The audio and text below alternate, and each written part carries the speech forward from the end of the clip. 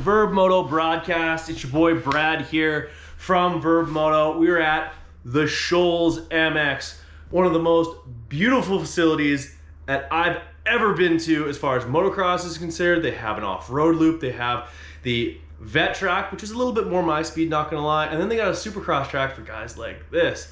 Like I said, I am your host, Brad Gebhardt. We got Cole Thompson. Oh, what's up? Sorry. And who are you again? Never seen me before. What? I'm Cole Thompson. You're Cole Thompson. No, this is Cole Thompson. You are Stu Baylor. And we're going to get to talking about why you're wearing that hat in just a moment or two. This is also going to be on audio side of things, so that will be very confusing for those who are listening on both iTunes, Spotify. Hopefully you guys are listening to all these podcasts and also giving us a rating on those. That helps us kind of climb the ladder ahead of all those other inferior podcasts. Now, turning our attention over to one Mr. Cole Thompson. You're here training for Anaheim 1. That drops in just 7 days' time. Kind of exciting.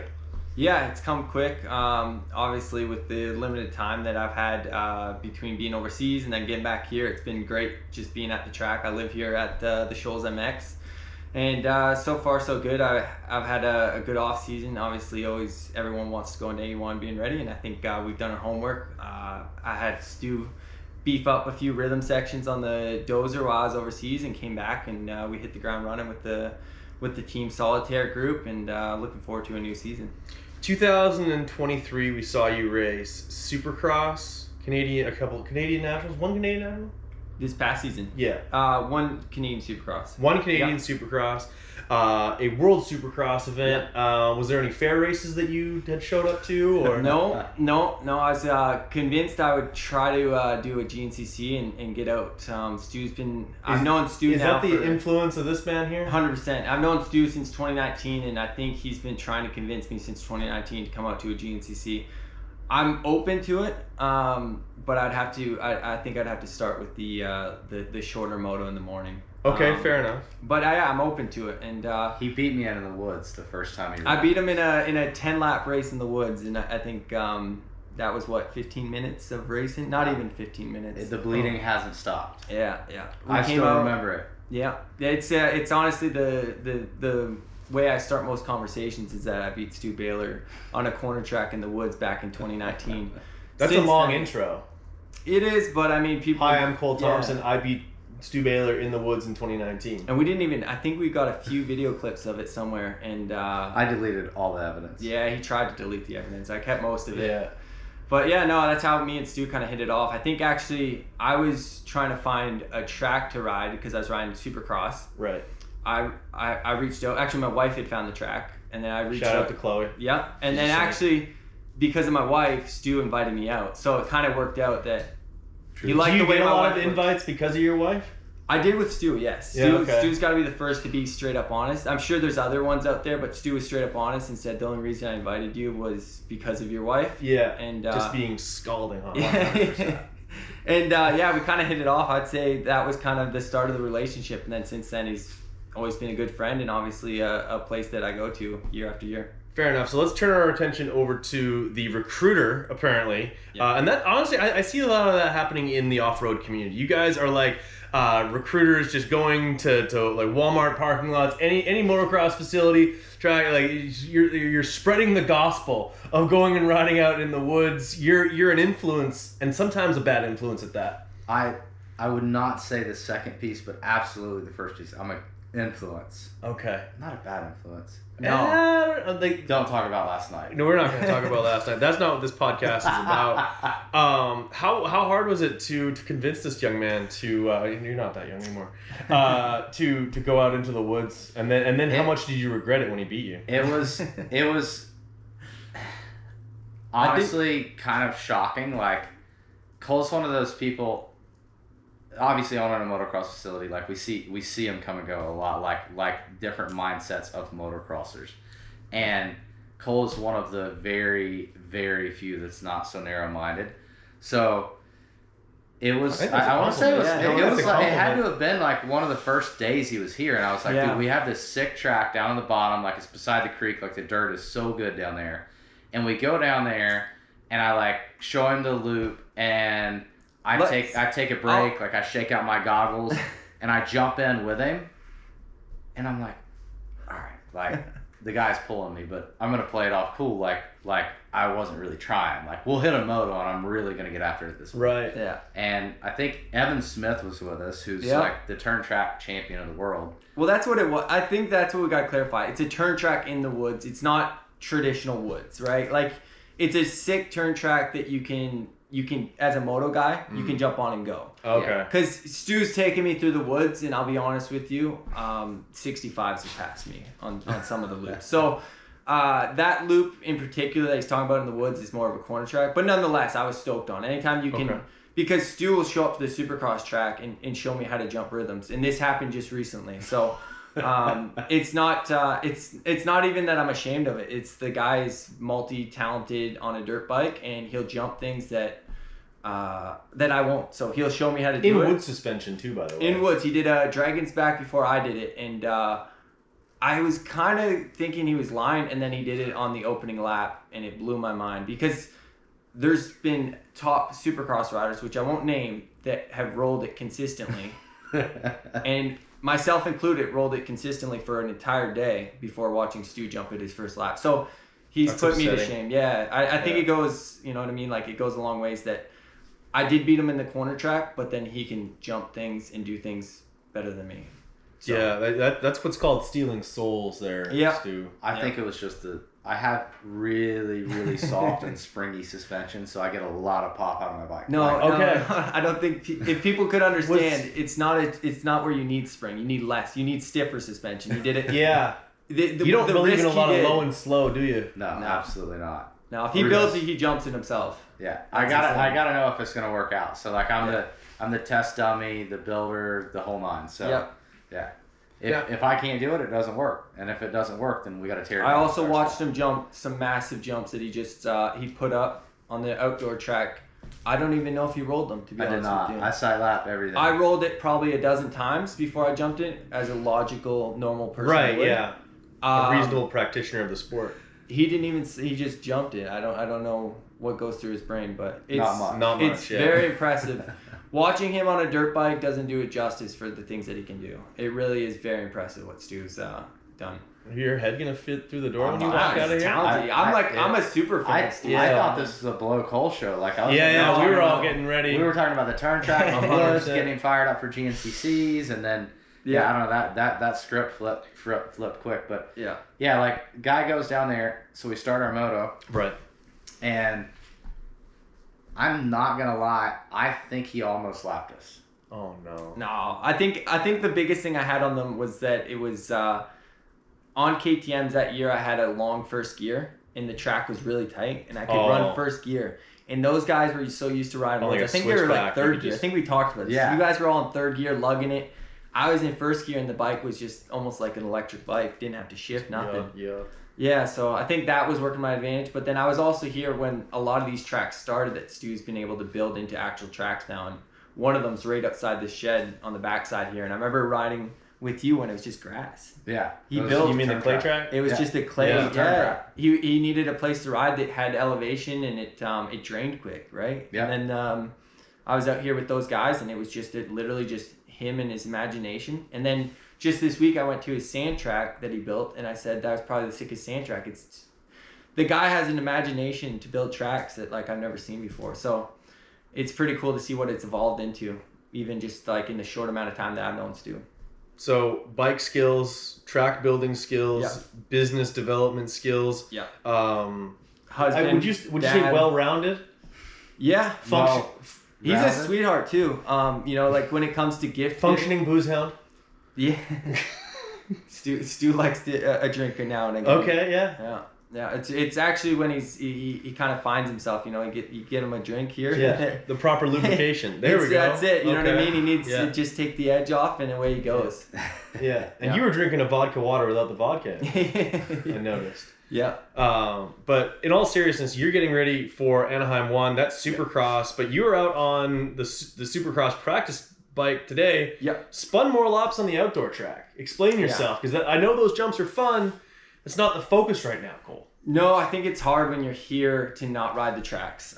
There is so many tracks. Even to get once I said once I get a 450, I'll probably even, if the woods loop and some of the tracks start breaking in, I'll be out on the moto track or woods loop just as much as the Supercross. It's good to have a balance. I think that's what I found when I came here to the Shoals, was have an open mind, because there's things that Stu does on a bike that I need to improve on, and he's mastered through his craft of being in the woods. And you can always learn. Like out there on the moto track today, I was riding with the kids, and man, it's just impressive on how fast some of the kids are coming through. And even Stu's younger, your cousin, right? Yeah, Caleb Wood. I was here when he was on 67-9, and I remember him jumping a step up and nearly breaking his bike in half. But the kid, I said he was a younger Stu, and then watching him out on the big track today, he's on a 250 and ripping it. And I'll be honest with you, he looks way too comfy on that thing. My years are numbered with the younger generation, and it's good to see. It's good to see that the sport's in good hands and a lot of good riders around here, and it's cool to see how many people that were out there on the moto track today. What year did you turn pro? 2012. So 2012. What, you saying? You're 11. 10. Young. 10. Young. Oh yeah, he's 15. Yeah. 15. Yeah. So I was 18. I'm a year older than Stu, which I always said Stu feels like a big brother. It's all an odd relationship we have, but I said he's like a big brother that always watches over me. Okay. So I was about to say that cousin of his Yep. was all of 2 years old and likely not potty trained when you turned pro. yeah, he would have been young. Goodness.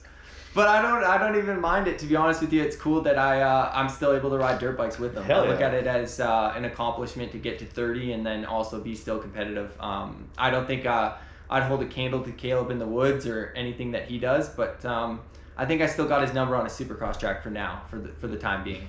Okay, and so we're rolling into another season with Team Solitaire. This is the second time you've been Second with season, these yeah. guys, but you've ridden with Chris Elliott, Ryan Clark Yep. before when it was a different team. You were on KTM's. Had you gone back at all when they were on Yamahas?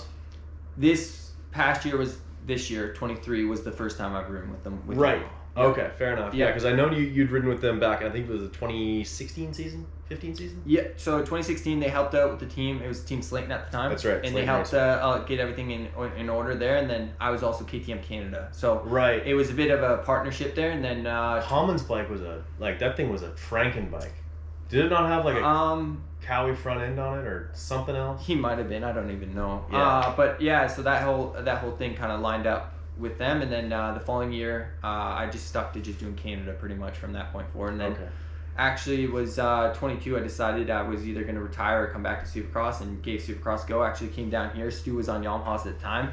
Yeah. And he kind of Not anymore, by the way. Yeah, unfortunately, I go to Yamaha, he switches. Yeah. But no, it's Can't even share it it's up funny. there. Came down here and actually got started riding Supercross out here, and kind of got my start in that was end of 21 going into 22, and that's when I kind of did it. If you go back on my Instagram, you'll see Chloe is my mechanic, which was kind of the vibe that year. I didn't have any. That brings a lot of photographers over. Yeah, well, I had nothing lined up. I showed up here to Stu's, and I had some borrowed bikes, and he gave me some parts. This mechanic helped me out with some parts and stuff, and then I headed west, in the RV, and did it all myself with Chloe, and we just more or less did it for the fun of it and just enjoyed it. So when you're down here, you're riding and training. Do you do any training of kids as well? I know you like to do some schools and whatnot. I think I'll get into it a bit. I think on the Supercross side We'll of it, work on that. yeah, we'll work on that, because I think I do, even though I'm old and outdated, I do have some knowledge over the years of having I guess a good grasp on what it takes to do Supercross. Stu does well as to jump the jumps, but I think only Stu can understand how he does it. He more or less says, I don't know if I can say this, but just don't be a pussy and jump it. I would try to help the kid understand it a little bit better, but no, nonetheless, Stu has this facility here, and there's a lot of kids that come through. If I can help in any way possible, that's kind of what, I like helping, and I love riding dirt bikes. At heart, we're all a bunch of kids that just want to ride dirt bikes. I seen Stu flag in 1 minute, ride in another, and then in the dozer, all day he's out on the dirt bike track. So that's what's cool about this place. Did you take any time to go ride Stu's bike? Because I noticed today that the 514 was on the track quite a bit. I only saw him ride about maybe 20 minutes this morning. Yeah. So what was the story? The bike there? didn't shut off. Everybody was like, dude, how's the new kicks 450? Right. And I was like, it is unfucking believable. Yeah, At it. right. Like just pass it So off. just keep filling that thing up. Yeah, just run through it like, and I was actually trying to do some testing of my own. Just by riding moto. Yeah. So more not necessarily that, like longevity stuff. Oh, okay. Yeah. So Endurance training for the bike. Yeah. Trying to learn the weaknesses. Yes. So obviously, we have to make things go for 3 hours, and when you've got a group of people around. Okay, so that was the thought process. Yes, is when people are willing to. You farmed out the KX and the endurance testing that was needed. And now I know what filter setup works. Okay. Yeah. All right. Fair enough. As easy as that. Yeah. And the track did get rough. For those who are looking to brutal rough. Prepare themselves for Loretta Lynn's, you would say that it would be highly advisable to come to a place like this where like I wanted nothing to do with those corners. Dude, it was and the ruts coming up of that step up, like there's a step down and then the ruts, it was just like a slot car. And like the only other place I see that is either at a US National or Loretta Lynn's.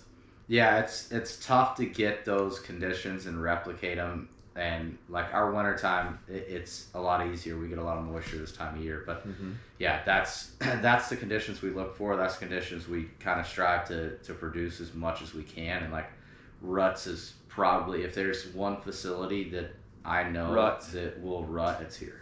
Like we ride a lot of ruts. Like it's. And I think your builds go a long ways too. So you won't find a track wider than Steward Baylor's moto track. It's got to be 100 feet wide in some of the sections.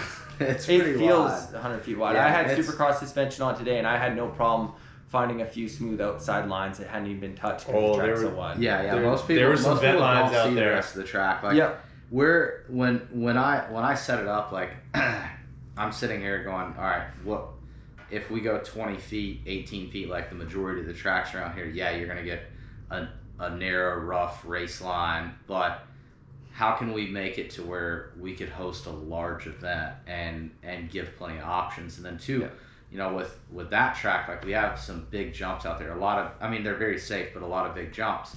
And if you do an 18-foot jump and somebody slightly jumps, now you're screwed. When we're out there training, you never know what type of guys you're going to have. We have a variety of guys, a guy who has won Canadian Nationals to a guy who may be a great woods rider who just found himself. I've seen a few riders in jeans today, so we have those riders as well. Yeah, and we have that. So like you have to be prepared, like, and when you've got 30 feet wide on every jump face I do, like minimal 27 feet. So when you're that wide, like it gives you options and a place to go if somebody does something wrong. Yeah, like when Caleb Wood threw a chain today right in the middle of the straightaway. Completely safe place to do so because there was many it was basically like someone stalls in the middle of the freeway. You could get around them. Yeah. And that was like, especially with that track, and then obviously every track here has a different purpose. So like our clay track or that track, like it was a turn track. We started it because it drains very well, and then with us growing in the motocross world faster than the off-road world, which is kind of surprising, we had to make the changes necessary to make it a motocross track that still drains. So not many jumps, but a very fun turn track style feel, but it's very narrow. Because it's only a few jumps, it can be very narrow. I think there's 3 jumps on that track that are bigger than 15 feet. So big track feel. It's a fast moto. It's track where you get your craft. Yeah. You build good racers, but you build versatile racers here. It doesn't just give you one track and that's the same track you ride over and over again. I've been to a lot of facilities, and I've told Stu this. I said what he has here is everything. You have everything in one spot to where you're not just doing the same thing every day. And what isn't good, Stu will get on a dozer and change it that same day. And I think that's so important, is that he rides it and understands it. So that goes a long ways. For sure. I think the recipe that creates great, well-rounded racers is good tracks, diversity of skill set, as well as an open-mindedness of what you're going to go ride. Because like everyone around here, the whole community there doesn't seem to be any sort of like, okay, these are the Woods kids and these are the Moto kids and these are the Supercross kids. Like everyone's gonna spend time doing everything because they're dirt bike kids. They're competitive with each other. They want to be able to be somewhat passable out in the woods and still be able to rip on the motocross track. And if you excel in the woods, you still want to be in there. Like you see, like who's 501. The Jojo Cunningham. Yeah, like that kid's a Woods kid. Yeah. And he's leading around full on moto guys in the A practice. I think a good example is Caleb, to be honest with you. Right. I watched him come through the facility from, like I say, 2019 as a kid, and he won a moto at Loretta's this year. Yeah. Which is unheard of. Like, I mean, the kid was a Woods kid. You know, Caleb grew up being a Woods kid, and now he's, got a moto win to his name at Loretta Lynn's, which is huge. You know, how many moto kids go to Loretta's every year and don't even score a podium? Yeah, all of those moto dads. The kid has a moto win to his name, and you can't take it away from him. So I said he's a product of this place. He's a product of what Stu's been able to do. Stu's knowledge, going into that race, it was a mudder, I believe, and that comes back to, the kid was excited for mud. Oh yeah. Yeah, he was ready. Stoked. Yeah. And you were on the microphone, weren't you? Yeah. Well, I went down to the start. We got his mud grip. ODI has these mud grips you can throw on underneath the grips. All the Woods tricks. We hit all the stops. Mm-hmm. The race race rig for the GNCCs was there. So we had mud filters.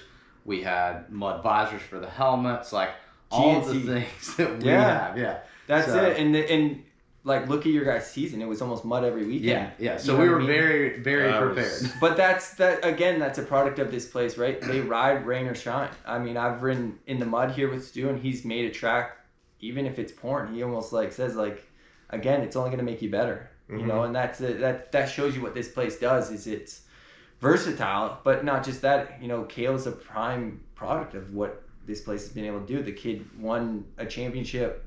I believe the overall championship. Yeah.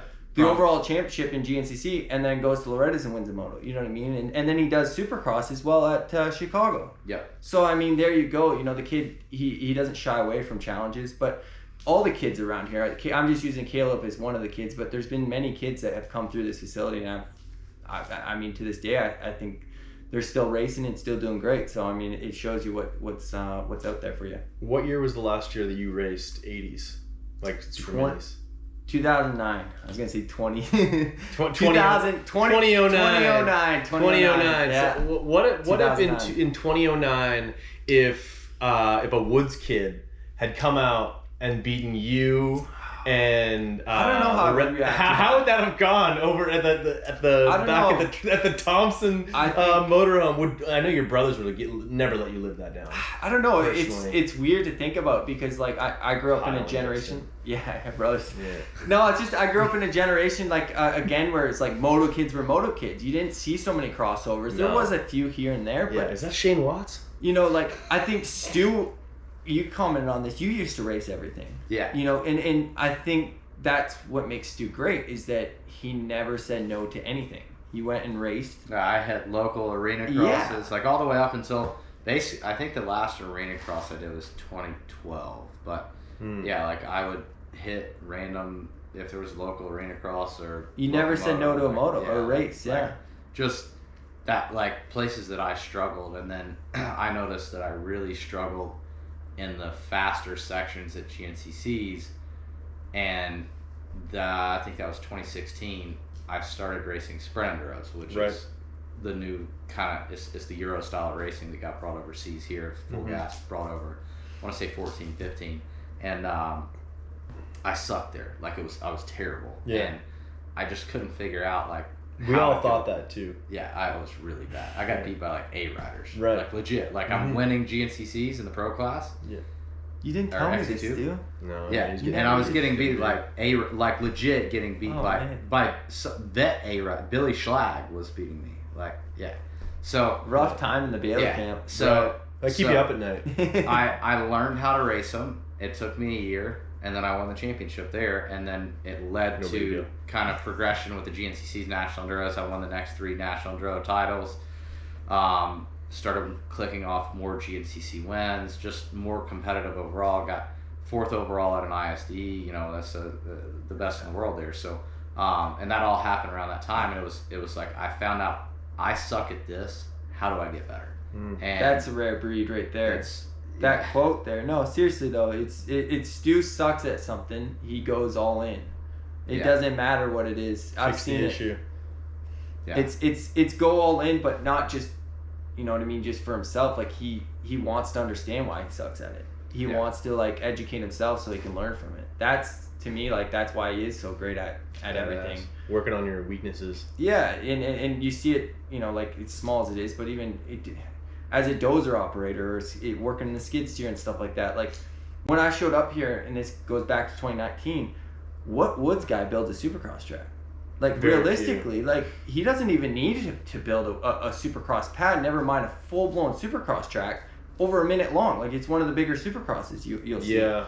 And that to me is just Stu wanting to understand more of the sport. You know, that goes deep. You know, like he built it, I guess, to have people train on, but a little bit of him just. It was kind of like a bad idea. It was like, Yeah. Actually, my buddy who was here helping me rebuild the big track, we just did a full revamp. William Hall, he's a moto guy, and I mean he does a little bit of everything, but he's one of my good buddies, and one day we were like, hey, we should build a supercross track. Why? I don't know. Just build a supercross track. All right, sounds good. Who's gonna ride it? I guess we are. I guess we are.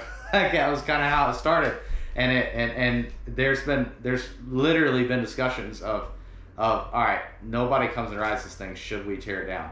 And I'm like, but Cole's coming. Yeah, Cole's gonna ride. Cole's gonna come down. Do you spin laps on that thing? Like you hit a supercross? Yeah, absolutely. Actually. Absolutely. I love that. Ask him about the triple to flat. That was fun. Oh my god. Testing wheels that day. Dude. And stock suspension. Okay. Dude. So actually, the stock suspension probably helped a little bit. A little bit. Yeah, just a my little wood bit suspension would not hold up even as good. No. So Cody Groves God rest his refaced soul. it. Not dead.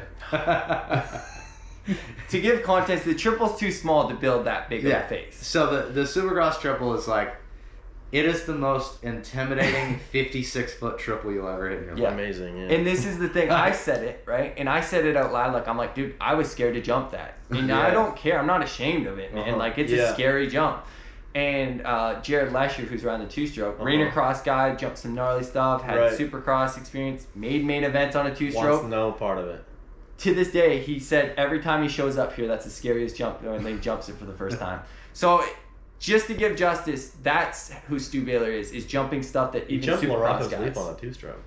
That's what I mean. It's a triple it's only 60 feet or whatever. Yeah, it is. it's like I don't even know if it's quite 60 because we had that we put the triple beside it a couple weeks ago, and that was so I did 25 peak to peak to get the boys learning like how to triple out of a corner, Mm-hmm. and it was just basically it goes 180 after the finish line. And I measured 25. So I'm looking side by side, like visually, it's not much bigger. So it's like the same size as like literally a 3 into a rhythm, which isn't that big. But there's something about it. It's a wall. Yeah, it and just it's coming out size of a it's D6 coming out of like a flat, slick turn, and then even if you case it, like your window is like a foot because it's so steep. You overshoot it by a foot. Postage you're stamp for collapsing. landing. If you case it by a foot, like you're getting ejecto. It's not that you need to hit it wide open. It's the fact that you don't need to hit it. Yeah, that's the scary problem. Being a smooth. It's knowing and you the can't see shit. You're just looking at the face. It's going to the casino. I call it. You literally are gambling. Casino jump. You don't know. I've been here and I did the same thing last year, and it wasn't even as steep last year, but it kind of tricked me up a little bit. I was like a little choked up. This year I came back. I'll be honest with you. That and the Dragon's Back were two things that took me almost a day to jump. Took me a while to hit them. I hit the Dragon's Back my second lap around. Yeah, because you're built different, dude. They don't build them the same. No, that's one of the things that I'll say even for myself, like learning how to do a Dragon's Back is tough. And then to see a Woods guy do it when you're like, that's my job, man. Like that looks bad on me. That's like me doing We're gonna do this in 7 days. That's like me going to the woods and doing something that Stu wouldn't hit. You know what I mean? It looks bad on him, but like he's doing it out there and Go up on some display. rocks. There's people out there watching me roll this thing, and he comes down, and jumps. Who's that it. 71 out there? Yeah, they're like that can't be a The national number. The only one that I can say like I truly have an advantage on my suspension and my weight was the 26-foot off. Yeah, the table off was springing him. He was getting a little extra off the table off. I had an on-off that I built, and like again, ridiculously aggressive for this. For it was beefy, but everybody was like, I want a big off. Like they're making them bigger at Supercross. I wanted to be big. Like I wanted to be scared. So like I size stuff up usually when I'm building it. Like I'll literally sit in my gear half the time. So I hit it on off. And I'm like, oh, that was too easy. Like I went to flat, and then I hit it. Like I go until I'm clipping it, and I'm like, all right, that's right. But what I don't realize is like my suspension does this. Yeah, gives them lift. Yeah. Like he operates in like 25% of the stroke. I can bunny hop my bike. Their suspension does this. It's dead. It gives you nothing. They hit it and they just drive off the backside. And I watch so many people just case the shit out of it every lap, and I'm like, it was so easy for me. You guys suck. Like you really suck. Like, it's terrible. Yeah. Then we had to lip it up. Like I had to make a Supercross bump for the Supercross boys because they were they're crying themselves. Yeah. And yeah. So Who's calling? It wasn't Cody Groves. I kind of figured it was Cody. That's why I checked. We would let him in. William Hallass. That's my track. Okay. That's my guy. Sorry. Yeah. Leave a message that you won't listen to. Exactly. How did you know? Because I leave you messages. That's why. No, you just have to call me again. Yeah. I don't text. I sometimes email. I talk on the phone. Yeah, no. All the time, dude. I've got my headphones on. Or I'm in my phone truck. call into the next. I changed my phone plan because of him. Because of the international calls. Oh man. I watched that guy literally be in conversation one after another like clockwork. Dude, this year's bad. Like running everything for the team, like getting this. I think this is the longest I've seen you actually just sit. Like it's been rough. Like I didn't even think you could sit this long. No, like, I'm twitching. I'm twitching. Yeah, I'm twitching. Checking It's tough. Whatnot. How about you tell me about this whole Team Green thing? Yeah. So and now also with Rachel Archer, who's now a defending champion. Yeah, it was. It actually kind of really clicked in gear at Loretta's this year. You saw those Team Green kids. You're like, I want to be a Team Green. Yeah, I wanted to be a Team Green kid. I saw the monster hats, and I was like, hell yeah. That's what it is. Yeah. The hat is sick though. Yeah. It is not. Yeah. That's what it is, dude. And no, so I was. It was funny, like I guess really even dating back to that snowshoe. Talking to some of the Monster crew, like we were gonna do a Monster deal. The Monster chick specifically. Yeah. Yeah. Okay. Yeah. That's who you're talking to. Yeah. And regardless of what color bike I was on, I was gonna do a Monster deal, and then one thing led to another, and I was like, well, I mean, Monster and Kawasaki kind of go hand in hand. Like, yeah, that is a global partnership that they have. Yeah. So. And I didn't think you were going back to Yamaha, although you could have, and then yellow bikes. I really liked riding my Yamaha. It's a great bike. I don't think that. I think that when things parted there, I think that there was a lot of misleading facts, and I think that there was a lot of people kept out of the loop, and I think that there was a lot of details that were never shared from one party to the other, and people left butthurt. I don't get butthurt, so I don't really care. But like honestly, I it is what it is. You're welcoming on that. Yeah, it. But yeah, like even at Loretta's this year, it was pretty obvious, like that the Yamaha guys had a bad taste in their mouth for me. Whatsoever, I don't know what reason, but yeah, no, it was. I heard you doing donuts in their parking lot, just flipping everybody off. I probably did. Yeah. I'll be honest with you. What a send off too. Yeah. I rode the Yamaha 450. It actually puzzles me that you made that thing work so good in the woods. And I'm not knocking Yamaha. It's just the older version. How fast it is. It's a fast bike, man. Like I had to tune it down. I got mine faster. That's what's puzzling. Is like anyone that's ridden a Yamaha 450 though would be saying the same thing. I was like GYTR head, throttle body. Like my shit was fast. At the end, like my bike That's was what's rocking. Build a supermoto bike and take it in the woods. Yeah, oh, that's awesome. what I was doing. Yeah. Okay. But that's what I mean. Like that's a crazy thing to do. Is like speed the thing up when it's already ripping your arms off. It's weird. So I like, gotta stay ahead of you. yeah, like that's what's weird about the Cowie. Like it's just so different on the powers, but The like, Cowie didn't remind me of 450. No. When you jump off at 250 onto it, it didn't remind me of transition. It's an easy transition. But what's weird about the Cowie, so like what I was looking for with the Yamaha is trying to figure out how to get more off the bottom so I could stay in one gear. I didn't want to shift. Like you wanted third to be like top, just like leave that thing third, ripped so hard. Yeah. So like I wanted to get to where I had more off the bottom.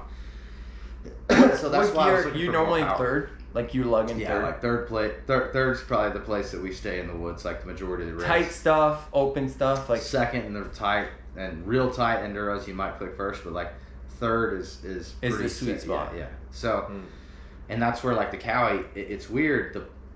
It feels slow. yeah, It genuinely feels slow. but it's moving. It's like when I was hitting the jumps on it the first Oh, time. I know. I was landing to flat. I've learned that, dude. and I didn't feel like I went was to going flat fast. on it, and I thought I was gonna die with your suspension. Yeah. I didn't mean to, because it doesn't feel fast. Like you're coming up, it doesn't sound fast. It doesn't feel fast. feel like, it, it's not and then revving. you take off. You're like, there's the landing. Like you Yeah. just Yeah, keep yeah, going. yeah. Like the front end's not coming up. Like the Yeah. Yamaha, like you come out of a corner and you get that. You almost had to ride it in the mid RPMs. Yeah. But that's where it made like so much power, Sweet like power. so aggressive power. And same thing with the KTM. Like the KTM, it was more like 3/4 RPMs. Like I Yeah. rev the KTM a lot, and that's the way they like to be ridden. And at least like at our level, and the Cowie is complete opposite of that. Like so, when I got on it, I was shocked. Like I felt like I was going really slow, and I checked the stopwatch, and it was like automatically fast. Is it See, that was funny about. Oh, sorry to interrupt you. I was filming you yesterday, and I kept thinking I got bad shots because you're like lugging it, like it sounded like you're barely moving. So like on the video, it didn't look like you're hauling. Like it looks like Take you're the hauling ass, volume but off. Yeah. I'm like, let's throw music over this because it looks like he's just spoding out over there. It's But just Stu though. Stu lugs it pretty nice. But is it different than the Cowie you raced before?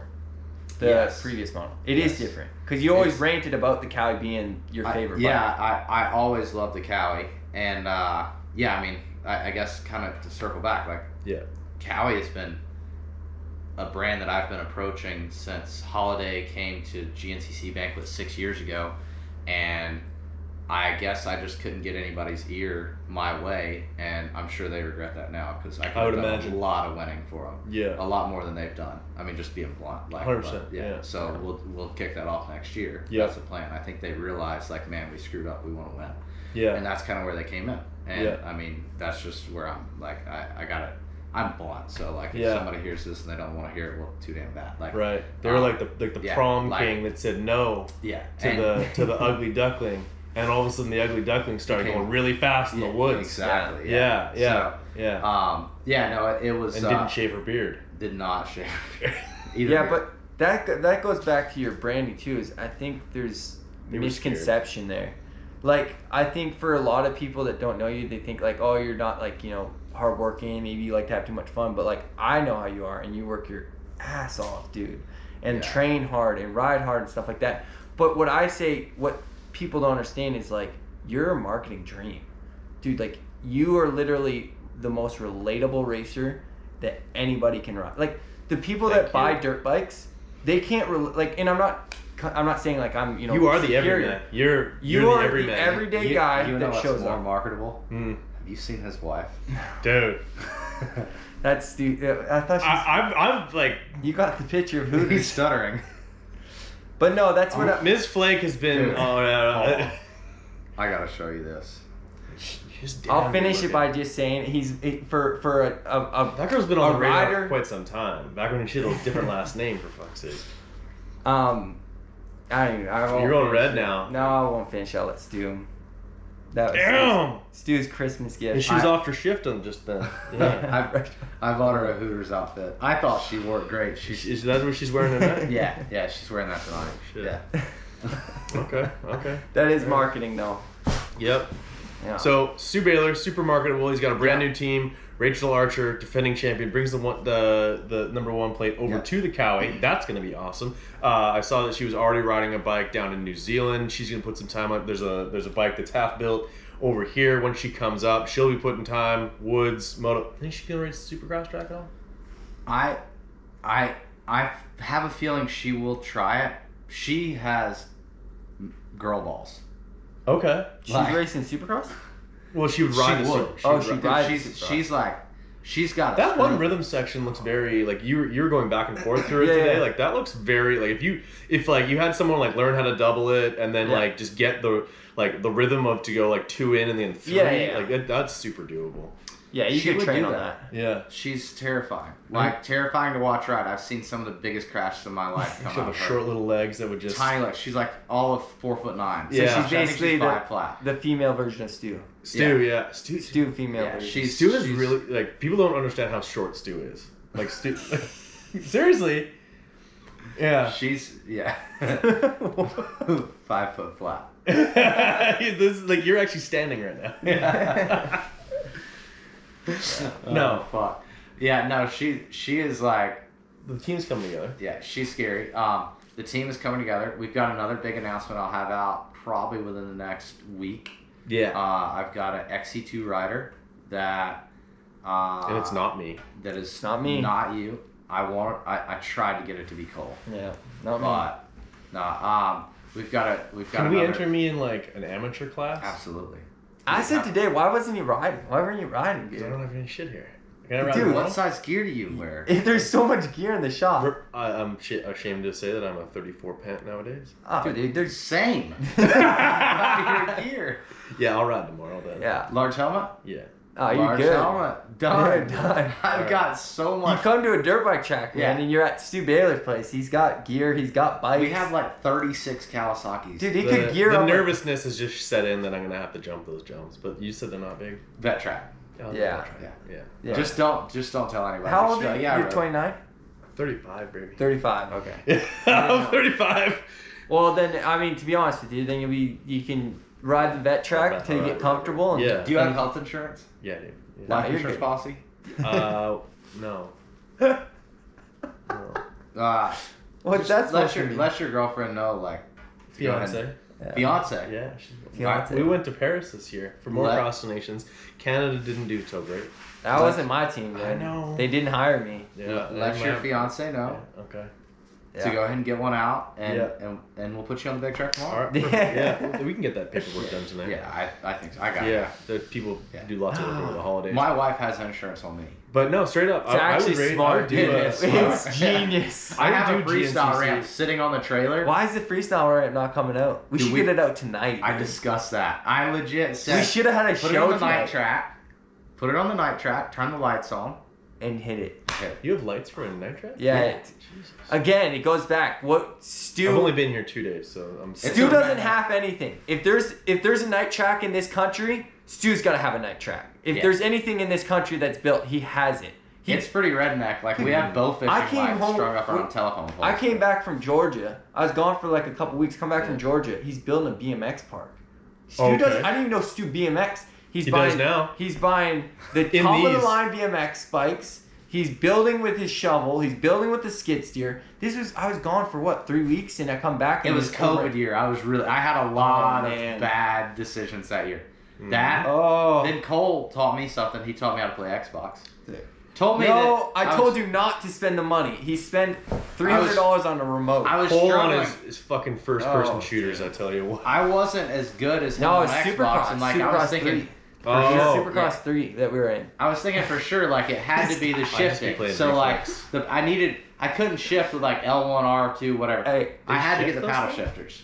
Day one, he finds out there's track building mode. Oh, Instantly no. goes all in, dude. He's gonna build the no. sickest track, going all in on these track builds, like testing everything, testing the rhythms. Oh my goodness. Spent hours on track mode. Yeah, COVID Checkers year would was be all bad. over that. Yeah. I had a lot of... Took me bow fishing that year too. Yeah. Remember your knee? You had knee surgery. Yes. Bow Get fishing? no- You Blew my surgery. knee out on the bicycle. Yeah, but then you got knee surgery. Yeah. And then he's going bow fishing like the next day. He just had surgery. He's taking me out on the lake. Fish weren't going to wait? Oh my Okay. god. You shoot him with a bow? Yeah. bow and it's What? It's actually it's pretty gnarly. Explain this. This is This is something that like if you've done it before, Have not. Bo This is the first time hearing of Stu it. does not miss a fish. Like I shot probably 100 times, missed 100 times. Okay. Stu shot probably 10 times. You hit shot 10 your times. shot with your wife though. It's a long time ago. Stu shot his shot with my wife. I've shot my Wow. shot multiple times. Yeah. I keep getting rejected. Yeah, rightfully so. But you go boat boat fishing. fishing. So we've got a boat, flat bottom aluminum boat. Yep. It's like 80 inch, so it's as wide as you can get an aluminum boat. So they're real stable. You can fit all your drunk buddies and then Cole up there. And Cody goes. No, Cody usually goes swimming anyway. Who did we have with? I can't remember who we had with us. I don't know. It was a good time. Evan Maybe was Evan? hanging out around that time. Yeah, it had to be Evan because he was here pretty much all COVID because we made a bunch of bad decisions together. Garrett was out with us. Yeah. And Evan maybe. And yeah, so we've got lights like It's sick. millions of lumens It's of sick. lights. Like, Shining into the water so you can see the fish. Okay. And then he just goes in So his you like do this little at night? coves. all night long. All night long. And it's like up against the shore and like little like pockets and stuff in the lake. It's Yeah. actually sick. And Like then- I enjoyed it. So you're allowed No, I to got shoot nothing. like I was gonna say. Yeah. I got no It fish. sounds like you're very outside your element. Oh, I kept shooting, trying, but dude, it's hard because Yeah. the water messes with you. You put your hand underwater, it looks in a different spot. That's Yeah, what it's yeah. done. it you're refracts aiming, the light. Yeah, Yeah. but Yeah. because the refraction, you're aiming below the fish. Yeah. And it depends like how deep the fish is how low you aim and how far away. Yeah. Yeah. Same thing, and then It's like a the further 30% away you shoot, your magnification. arrow also does this. So then you got to aim even lower if it's a distant shot, distance and depth. So Yeah. there's a lot to it, and it's just like Bow fishing, man. there's a lot of challenge to it. But Okay. It's Yeah. fun. Like it's This kind is of like the part in the podcast where the moto people are like, I thought it was just a moto podcast. yeah, no. So like moto people have golf for Yep. like their hobby. That's his And hobby. you- Like, and they all off-road. suck at it, and they all post the one time that they almost shot a par on their local course, and then they like to dress up with their tight little booty pants on, and Jordan Smith is already offended. yeah, He's not even gonna listen. 100%. No, yeah, for Yeah. sure. And Levi Kitchen, all those guys, like Yeah. full Mhm. on golfers, yeah, Yeah. They absolutely Cuties. Like Jordan, I think is actually a good golfer because No, he's actually- managed the golf course. Exactly. Jordan's Yeah, buddy Jordan of mine, is good. But I think Yeah. the rest of them pretty much suck. Yeah. But they post pictures anyway. But they got the they got the Yeah, kit. yeah. Yeah. So okay. like, I found something I was Write actually this good down. at. Don't post pictures of golfing. Yeah, no. Let Stu see it. Yeah, no, yeah. If Yeah, you, no, like, no. you can Like put it in Top the- Golf's fine because I know you're drinking. If you're Yeah, yeah. like yeah, That's strictly outside for of that, yeah, entertainment. not happening. No. And then yeah, so instead of finding a hobby that I sucked at, I was like, I want to find something that I'm good at. Mm-hmm. So I searched and searched and searched, and then I found bow fishing. Okay. Were you like So- 13 years old, dude? Yeah, I've been hooked ever since. But yeah, it's He was 13 They didn't have out the on the fucking boat. internet back then. yeah, no internet. Like yeah, it's like You found that in the yellow pages. yeah, Yellow Pages ad, Yeah. bow fishing boats. 70% of the audience. No, is, "What dude. the When fuck I is the started, Yellow I Pages?" had a 14-foot boat that was 36 inches wide, and two of them stood on the top of it. We had a Subaru generator that was my dad's that ended up going in the lake one night. Long story, he still doesn't know. No, He knows now, no dude. engine, no kicker engine. Oh, he doesn't watch all this shit. No kicker, no engine, just a trolling motor, a single battery, and some floor lights from Lowe's duct taped to the side so we could see down in the water. That's how it started. Yeah, And that that was a janky That was setup. living the dream right there. I was living the dream, like living the dream, Mm. and. That's what success smelled like right there. Yeah. Oh. And then ever since then, it's just drained. Like it's been as bad as getting married. Like it drains your wallet. Oh shit! Sorry, marriage is great. No, apparently, that's what I've heard. Yeah, no. Stick with it. Yeah, Stick with it. absolutely. Yeah. Yeah. No. So, boys, Supercross, like we tell you, we kicked this thing off letting everyone know that this guy's racing West Coast Supercross Yep. with Team Solitaire. That's going to be awesome. You got a teammate on that side, Robbie? Robbie Waitsman, Waitsman. and then Nick Thury's still part of the team. He's doing East Coast as well. Okay, wow. Okay, so, Yeah. and then are you going to end up doing some of the SMX rounds? Like if you end It's up the goal, yeah, I think you'll, accumulating enough points. But does that also possibly mean we could see you at an outdoor national if you then need Yes. to go get those points? Yeah, that's kind of the plan is Okay. to switch over to the 450 as soon as outdoors comes around to do quite a Cool. few of those, and if I can do good in those, get enough points to get into the playoffs on the 450 side. Can we get you at an outdoor national? Like a high point? I feel like he'd be Or good an at Ironman. I think you do okay at Ironman. I think High Point would suit you good because it High gets Point's really, probably- really rutted. High I Point's think High probably Point the would track be the for me. one, but I feel like High Percent Point's like mud. this. Yeah. Like gets those skinny, long ruts. Yeah, I feel like you'd be at if home. there was a track for me, it would probably be High Point. Yeah. But that's Depending already- on the year, like in your that's an inconsistent track on how they prep. Yeah. Like it True. needed. Last year would have been it though. Last year would have been it. for Last sure. year, I think like. Yeah. You that could have would've- possibly scored points, man. Yeah. That I honestly think would have I been scored your points, your yeah. chance. Okay. Because it was like, especially the first moto, when it was Yeah. still greasy, Yeah. 100% you, man. Can you imagine if you like accumulated enough points to qualify for the SMX playoffs? Yeah. Wouldn't mind What's the money that comes with it, dude. Yeah. You just have to show up to make money there. You right? just gotta Yeah, get, it's just show up money. well, if you're top GNCC, 8, like, top you 18, don't top make 20. shit. Top 20. Top If 20. you're top 20, dude, you're guaranteed like 30K. I mean, Dude. it's What? not, that's not enough for you. That's nothing. That's what I mean. See? Yeah. Is it that's enough or something. not enough? No, I don't know. That's enough. Oh, that's enough. Dude, Okay. GNCC we get like Like $1,000, eight like bucks a $1,500, round? I think. Yeah. That's To criminal. win. 3 hours of just abuse to the 2,800 bike and riders body. show up. 2,800 riders. We talked about that earlier. Me and Zach Heron were talking about like buying a used bike off of a GNCC or GNCC. Stu, I hope you don't have bikes to sell. Yeah, that's like that's a hard ask. Yeah. You guys are hard on shit. Yeah, we are. Yeah. Not Stu. He rides his stuff with respect. Yeah. All respect. I clean it every day. Fair I've enough. seen You've got people for that as well. I think I've seen Stu wash his what bike they a total of 2 times. I'm not joking. He has taken brand new bikes, and even when he was on Yamaha, brand new, all done up Yamaha, like everything on it, comes out here, he rides it for a week straight in the mud and just leaves it outside. Like the rain washes it off. It is so bad. His maintenance, I've never seen him do maintenance. I don't know if he actually does maintenance. Endurance on bikes. testing.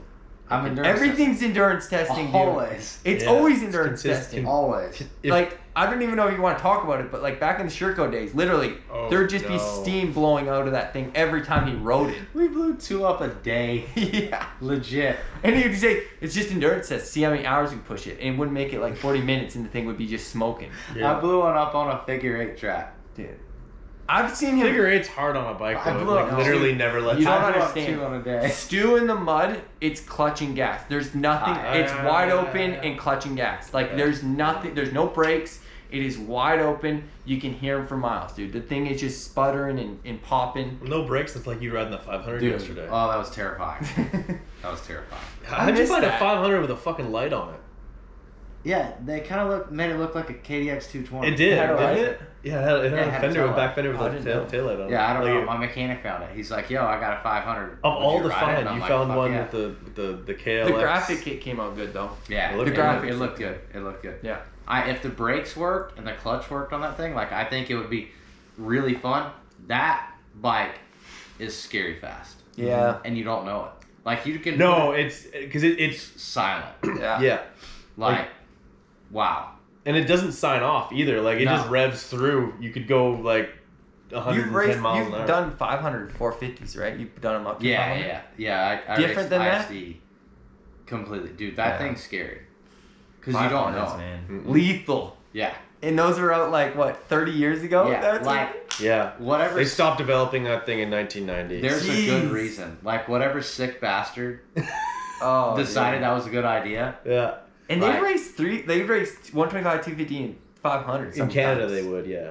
Wouldn't they do that in the States? You don't No, know. they never. Europe? They didn't do it.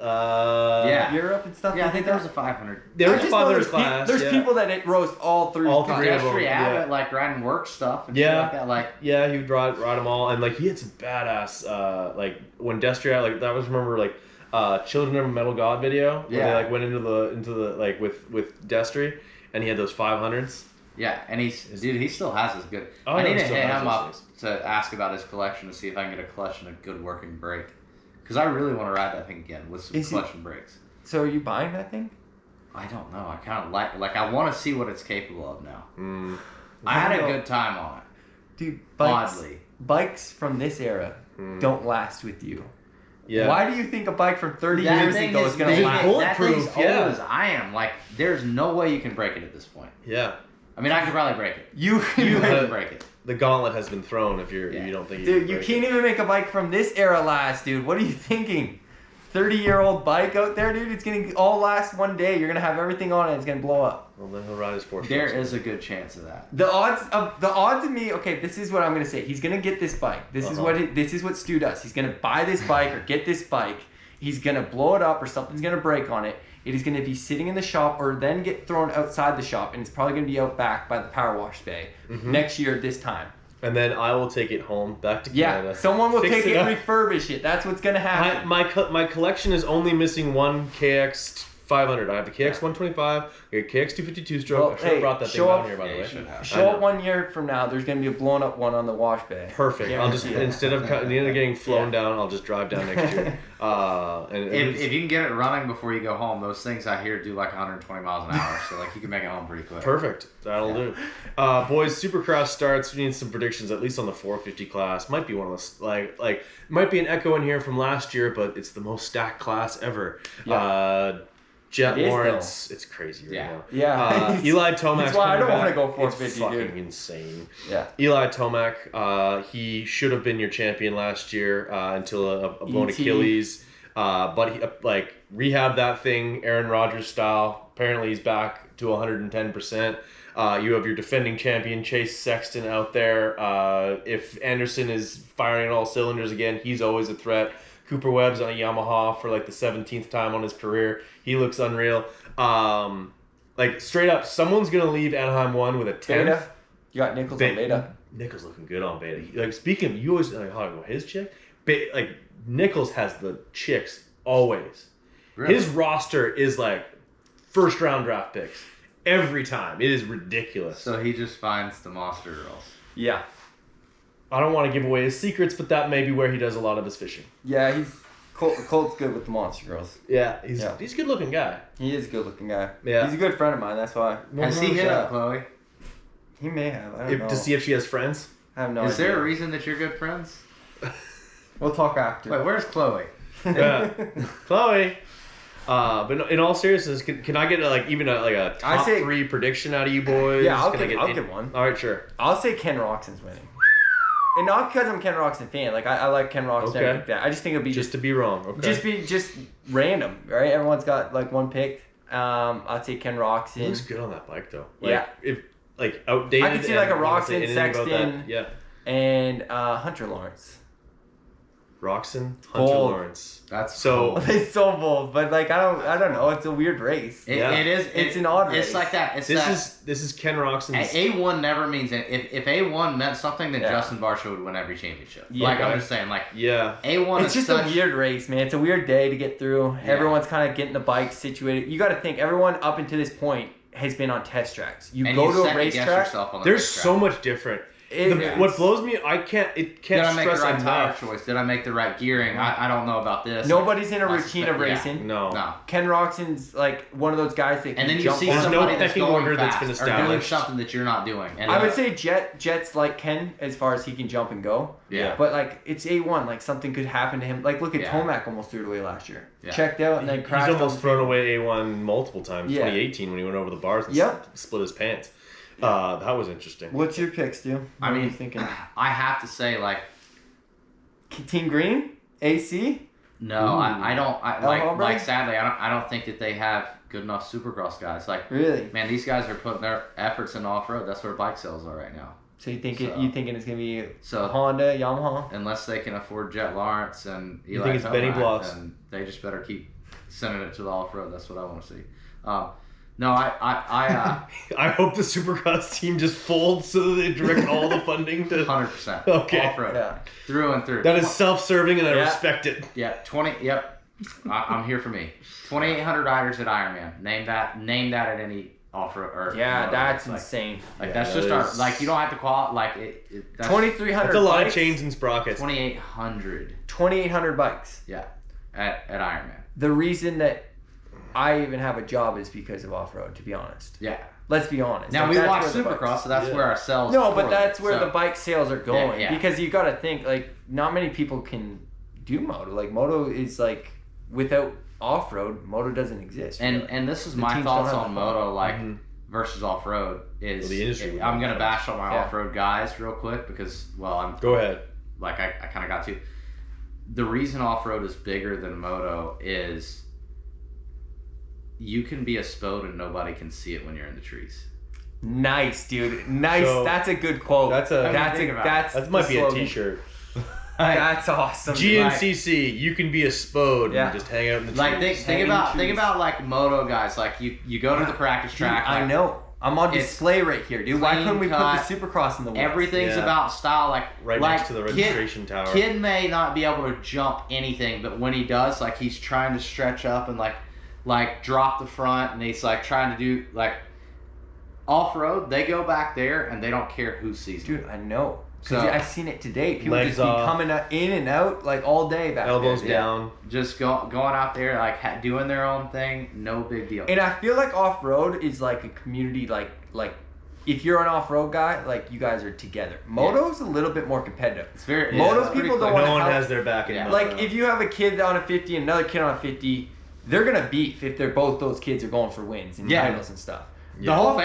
family, not just the kids. Off-road, like everybody I've in the seen family, it. I've aunts, seen- uncles, maybe second distance cousins. I've seen it in your class, and that's the highest level where there's big money in first and second. Dude, you guys hugging after you come off and like high fiving and like, cheers and dude, beers. like In most everything's cases, cool. yeah. You know what I mean? For the most Yeah, part. like Ricky, like obviously you've seen like Ricky Strang, Yeah. my brother.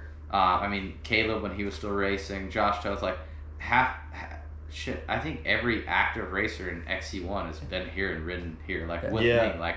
Party. Yeah, we're pretty. It's definitely. I think in big pieces. Dude, I've seen a lot the of image isn't quite as important, and then secondly is if you look at like the off-road side, there's not as much money, so Right. not as much beef. Like Yeah. There's still there's money. bro. yeah. There's Pride. money, but like honestly, like you look at like things that drive a wedge between people, it's usually money and women. So Yeah, and They there's have- no women. Yeah, Yeah, there's there's no no women and only a little bit of money. Yeah. So Yeah. like, the reason everybody hates Cole is Because he brings a My woman. wife. yeah. Yeah. Dude, everyone's gonna watch this be like going to my thing, then looking up. Yeah, like- yeah, yeah. Dude, It'll Chloe be just gained 1,000 followers. at Like, least, and so Oh. it would be 999 DMs as well. I just go straight to the request, and she cleans that out once a no, week. she replies. Wow. Yeah, how do you think they showed up here? We don't talk about that. Yeah. All right, fair enough, boys. Well, this has been Supercross picks. Yeah, pick your Supercross. so- Yeah, come on, dude. I think It's personally, off the rails. this is on the rails, like 100%. He can't think. He can't. You- Dude, just get it out. I'm getting there. Just flummoxed. Nobody You have a mind is pretzel beating right Jet now. Lawrence right now. Nobody's beating Jet Lawrence. Okay. He's gonna get the start. It's his You first know he's one. gonna You get sound the like my start. wife, dude. You This is his first sound. felt- I'm not a It's Jet Lawrence fan. You I are. think I wish they would take the camera off of it. Dude, It is this- annoying Look at because you. There's, Getting all there's giddy talking now about there's Jet. now Stu Baylor, Jet Lawrence. No, here's my Beef. thought, and I had this If conversation. Jet hit him up, dude, he'd be so about Jet right now. Yeah. You're just mad because he didn't reply to you or Is that what something. it is? About That's riding- exactly what Yeah. it Here, is. hey, I come. wanted in his fan zone. Hey Jet, can you Yeah. come ride my Supercross track? So I think that they give him too much press, which great. He's very marketable. Yeah. But if you give one guy too much, it makes it hard for other people to get jobs, other people to get paid. Uh-huh. You've got to get the camera on that 7th place guy, the 9th place guy, third. Like everybody's there to make a living. Mm-hmm. And I think that the way that they've done it in Supercross and Motocross the last couple of years has gotten progressively worse. Same with GNCC. Are you still Yeah. making picks? Sorry, yeah. Back to that. ADHD, dude. Squirrel. Oh, Stu! So- We're so close to getting it, dude. We got Jim one. Lawrence first. One You're not by going to one. beat him. He's going to get the start. Okay. Okay. Second, First it's going to be Supercross Cooper ever. Webb. Coop. Who? I'm just throwing it Yeah, out there. no, I Throwing like it out that. there. I like I that. think he's going to be confident on that Yamaha. Yeah. I think he's got a chip. You on don't his think shoulder. I always think he always starts slow He- though, kind of, and then He does, gets up. but I think he's got a chip Cooper on his Webb shoulder. was Yeah. born with a chip on his shoulder. And I know he sucked at SMX, which No, he let got him second know. last year. He rode good last year at 8-1. And Yeah. I think like SMX let him know that he wasn't ready. Yeah. And I think like Coop's the type that he goes back to the drawing board, he puts his nose bandage on, he gets fucking pissed at the world and looks at a wall until the wall folds. And then Alright. once he breaks down that wall, he figures out what's wrong with his bike. That's 2 picks. Like that's that guy. Can we get a third? What's And the then, third, dude? And then third, I think it's gonna be Roxon. Kenny He on always the rides podium. good there, but He's gotta lethal. start. I want to pick Jet, he won but his Jet's the most obvious pick. That's why I'm throwing out random. I know, but Ten- like I don't think I think Tomac's gonna be like 4th to 7th. Like I think he's gonna be. It's a new bike. What bike? Wait, Yamaha? No. That's He's on 250. it. Yeah. He was on it last Yeah, year. He was on it last year. And- I just think he's been off for a bit. It's going to take him a race. It's to gonna kind of take get him And a on. typically, he is not an Anaheim 1 No. guy. Like, yes, last I year think he won he'll it. just get himself in a looked position to dangerous. get better. He looked dangerous at the beginning of last year. Like, Yeah. just like trouncing everybody. And then... He looked, in my opinion, he'll skip through the first one, like a lot of those guys will. Like, you know what I mean? Just to get the seat time and get in. Yeah. And then he'll go about his way. Yeah. It'll be good. But it's always the start of the season. You always have, everyone has high hopes and stuff. It's always by like round 5, everyone's like kind of knows their place. Have you figured Yeah, out how to pecking order. start? Do I need to work gates? With Yes, I need you to work my gates with me, dude. Can you Like- sit on the tank with me? Dude, Can we gotta do that figure together? Something out. Can you get on the back of the bike? If you could get You a have a great start better than 18. You don't have great Coming time. from Oh, you, dude. Did you start anywhere inside the top 10? You only had 10 guys in your class most of the time. Did you even start inside the top 10? I got more last place starts than any other rider to Dude, date. You every single time, dude. You took your time getting to the first corner.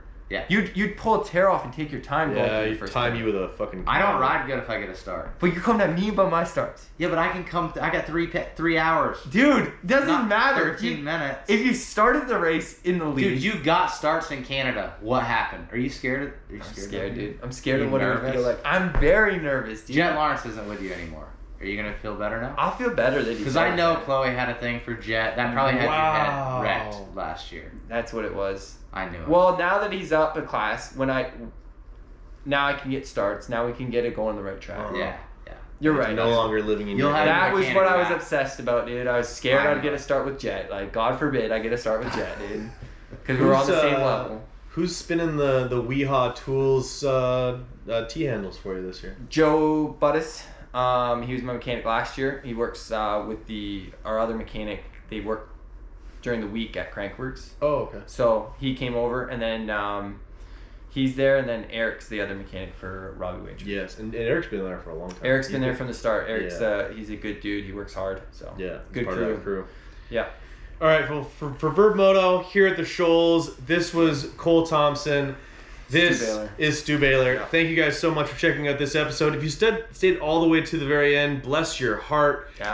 And I think That's we're gonna 15 go, minutes, about right? Yeah, it's about 15 minutes. About- minimum. About I what are can't we say at? anything. You guys are both Canadian. Yeah, we're 1 hour and 7 minutes. So yeah, right around there. We almost ran out of battery. Thanks for watching. See ya.